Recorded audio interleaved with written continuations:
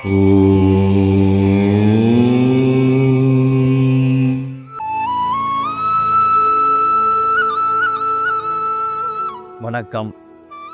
வாழ்க நலமுடன். மேஷம் முதல் மீனம் வரை ராசிக் கட்டம் அமைத்தது எப்படி? மேஷத்துலேருந்து வரிசையாக 12 ராசிகளாக ஒரு ராசி கட்டமாக அமைச்சிருக்கோம். நீங்கள் நம்மளுடைய ஜாதக கட்டத்தை பார்த்துருப்பீங்க. அதில் 12 கட்டங்கள் இருக்கும். ஸ்கொயராக இருக்கும் இல்லைங்களா? அது நம்மளுடைய புரிதலுக்காக ஸ்கொயர் ஷேப்பில் நம்ம போட்டிருக்கோம். ஆனால் உண்மையிலேயே பார்த்தீங்கன்னா நம்ம அதை வட்ட வடிவில் தான் போட்டிருக்கணும் நம்மளோட ஜாதக கட்டம். நீங்கள் சில மேலை நாட்டு சாஃப்ட்வேர்லாம் பார்த்தீங்கன்னா, அந்த ஜோதிட சாஃப்ட்வேர் பார்த்தீங்கன்னா, அதில் இருக்கிற ஜாதக கட்டம் பார்த்தீங்கன்னா, வட்ட வடிவில தான் இருக்கும். நம்ம கூட இப்போ அத வட்ட வடிவத்தில போட்டு பயன்படுத்த முடியும். நம்மளோட சௌகரியத்துக்காக அத ஸ்கொயர் ஷேப்ல வச்சிருக்கிறோம். சரி. இப்ப அத வட்ட வடிவமா போடுறதுக்கும், ஸ்கொயரா போடுறதுக்கும் கணக்கு ஒண்ணு தான். எப்படின்னு கேட்டீங்கன்னா, ஒரு வட்டத்த நீங்க போட்டீங்க அப்படின்னா, வட்டத்தினுடைய டிகிரி 360 டிகிரி அப்படின்னு சொல்றோம் இல்லைங்களா? இதையே தான் நம்ம அந்த 360 12ஆ பிரிச்சோம் அப்படின்னா 30 அப்படின்னு வரும். இத தான் நம்ம ஒரு வீட்டுக்கு 30 டிகிரி அப்படின்னு குடுத்துருக்கோம். அத 12 வீடா நம்ம போட்டிருக்கோம். அப்ப பார்த்தீங்கன்னாக்கா 360 டிகிரி வந்துருது இல்லைங்களா? அப்ப நம்ம இத வந்து வட்ட வடிவத்திலயும் பயன்படுத்த முடியும். சரி. இப்ப இந்த ராசி கட்டம் மேஷம், ரிஷபம், மிதுனம், கடகம், சிம்மம், கன்னி, துலாம், விருச்சிகம், தனுசு, மகரம், கும்பம், மீனம். இந்த வரிசைய எப்படி ஏற்படுத்துனாங்க? இதுக்கு பின்னாடி இருக்கிற காரணம் என்ன? நீங்க பார்த்தீங்கன்னா, இப்போ இருக்கிற நம்ம கிரகங்கள்ல 2 கிரகங்கள் நவகிரகங்கள் சொன்னோம் இல்லைங்களா? அதுல 2 கிரகங்கள் சாயா கிரகங்கள். ராகு, கேதுகளுக்கு வீடு கிடையாது. மீதி இருப்பது 7 கிரகங்கள் தான். இந்த 7 கிரகங்களுக்கு 360 டிகிரிய பிரிச்சு பகுத்து குடுக்கணும். சமமான அளவா குடுக்கணும். இப்ப இதுல இருக்கிற சவால் இதுதான்.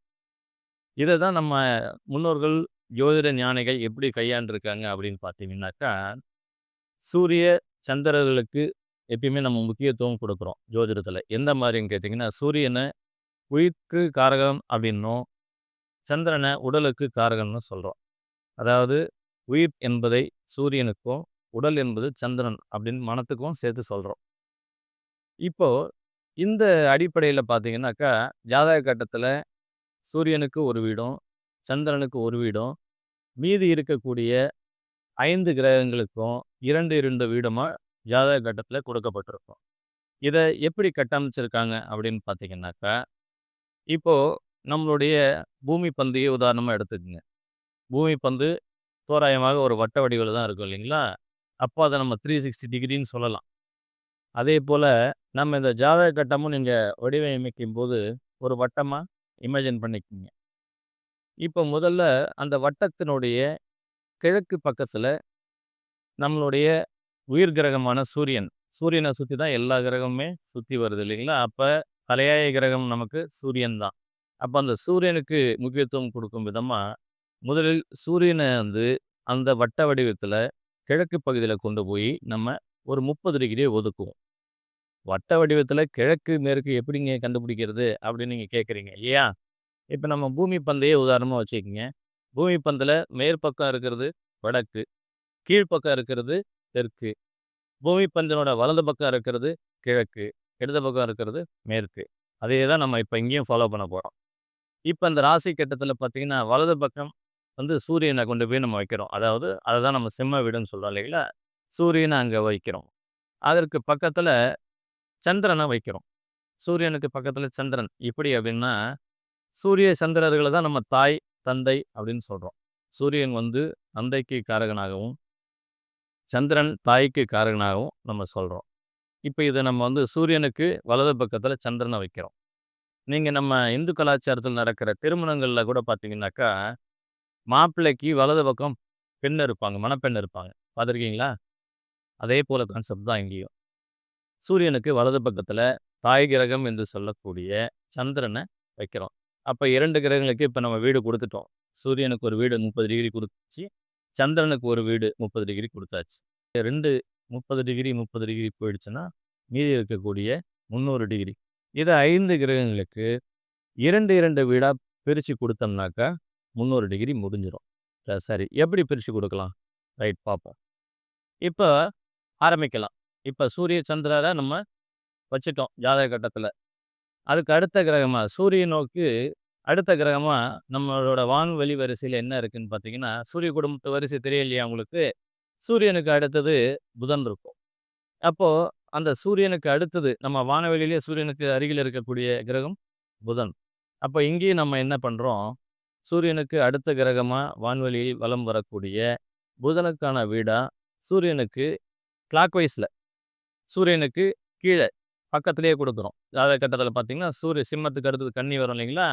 அங்க வந்து புதனுக்கு வீடு குடுக்குறோம். சூரியனுக்கு அருகில புதன போட்டாச்சு. அதே மாரி தந்தைக்கு பக்கத்துல ஒரு கிரகம் இருக்கு. தாய்க்கு பக்கத்துல ஒண்ணு போடணும் இல்லைங்களா? அதேபோல சந்திரனுக்கு மேல் பகுதியில, புதனுக்கு அங்க ஒரு வீட ஒதுக்கி இருக்கோம். சூரியனுக்கு இந்த பக்கம் ஒரு வீடு, சந்திரனுக்கு அந்த பக்கம் ஒரு வீடு. 2மே புதன் தான். அந்த பக்கம் ஒதுக்குனீங்கன்னா, அது மிதுன ராசி. சரி. சூரிய குடும்பத்துல அதுக்கு அடுத்த வரிசையில யார் வராங்கன்னா சுக்கிரன். அப்போ சூரியன போட்டாச்சு, புதன போட்டாச்சு. அதுக்கு அடுத்தது கிரகம் சுக்கிரன். அத போட்டீங்கன்னா, அதான் துலாம் வீடு. அதேபோல அங்க சந்திரனுக்கு பக்கத்துல, புதனுக்கு முன்னாடி இப்படி வரணும். சந்திரனுக்கு அந்த சைடு போம்போது ஆன்டி கிளாக்ல வரணும். ஆன்டி கிளாக் வைஸ்ல வரணும். இந்த சைடு வரும்போது கிளாக் வைஸ்ல வரும். இப்போ பார்த்தீங்கன்னாக்கா, புதனுக்கு அடுத்தது சுக்கிரன போட்டாச்சு. அடுத்தது பார்த்தீங்கன்னா, வான்வெளியில இருக்கக்கூடியதுனாக்கா பூமி. நம்ம பூமியில இருக்கிறோம். ஜோசியமே நமக்காக தான் பார்த்துக்கிறோம். இந்த பூமி தான் நம்ம. இந்த பூமியில இருந்து தான் நம்ம வந்தோம். இந்த பூமிக்கு தான் திரும்ப போறோம். சரி. இப்ப அடுத்தது பார்த்தீங்கன்னா, நம்ம சூரிய குடும்பத்தில பூமிக்கு அடுத்தது வரக்கூடியது செவ்வாய். இப்ப செவ்வாய என்ன பண்றோம்? சுக்கிரனுக்கு அடுத்தது போடுறோம். எங்க? சூரியனோட வரிசை இப்படி வருதுங்களா? கிளாக் வைஸ்ல சுக்கிரனுக்கு பக்கத்தில போடுறோம். அதான் விருச்சிக வீடு. அதேபோல செவ்வாய்க்கு ஒரு வீடு ஒதுக்குறோம். எங்க? ஆன்டி கிளாக் வைஸ்ல. சந்திரனுக்கு அந்த பக்கமா வரும்போது. சுக்கிரனுக்கு முன்னாடி வீடு என்ன? அதாவது ரிஷபத்துக்கு முன்னாடி வீடு என்ன? மேஷம் இல்லைங்களா? அங்க செவ்வாய போடுறதுனால தான் அது மேஷ வீடு. அங்க செவ்வாய போடுறோம். சரி. அடுத்தது செவ்வாய்க்கு அடுத்தது இருக்கக்கூடிய கிரகம் என்ன வான்வெளின்னு பார்த்தீங்கன்னா, குரு. இப்ப அதே போல கிளாக் வைஸ்ல சூரியன்லேருந்து அப்படியே பார்த்தீங்கன்னா, சூரியன், புதன், சுக்கிரன், செவ்வாய். பிறகு குரு. அங்க குருவோட வீட்ட போடுறோம். அதுதான் தனுசு.